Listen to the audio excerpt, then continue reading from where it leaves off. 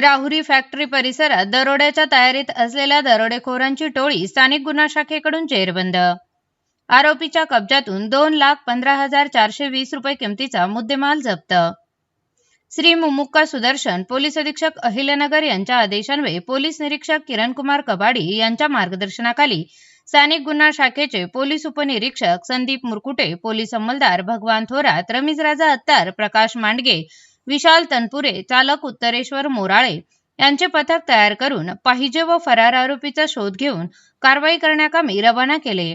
रात्री स्थानिक गुन्हा शाखेचे पथक राहुरी पोलीस स्टेशन हद्दीमध्ये पेट्रोलिंग करून पाहिजे फरार आरोपीची माहिती काढत असताना पथकास गुप्त बातमीदारामार्फत कोल्हार ते राहुरी जाणाऱ्या रोडवर एक पांढऱ्या रंगाची स्विफ्ट कार संशयितरित्या फिरत असून तिच्यामधील इसम हे डिझेल चोरी करून दरोडा करण्याच्या प्रयत्नात असल्याची खात्रीशीर बातमी मिळाली.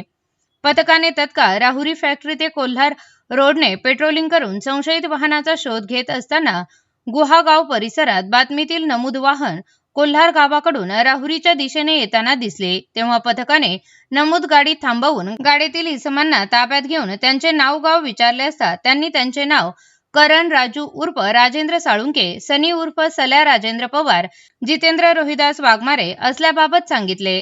ताब्यातील इसमांना पळून गेलेल्या इसमांचे नाव विचारले असता त्यांनी निलेश मोकळ फरार असे असल्याचे सांगितले. आरोपीची अंगझडती व त्याच्या ताब्यातून 11,000 रुपये किमतीचे 2 मोबाईल, 2 लाख रुपये किमतीची एक स्विफ्ट कार, 3,250 रुपयाची 35 लिटर डिझेल, 800 रुपये किमतीचे 4 मोकळे ड्रम, 370 रुपये किमतीचे टॉर्च, लोखंडी काटवणी, चाकू, प्लास्टिक पाईप असा एकूण 2,15,420 रुपये किमतीचा मुद्देमाल जप्त करण्यात आला.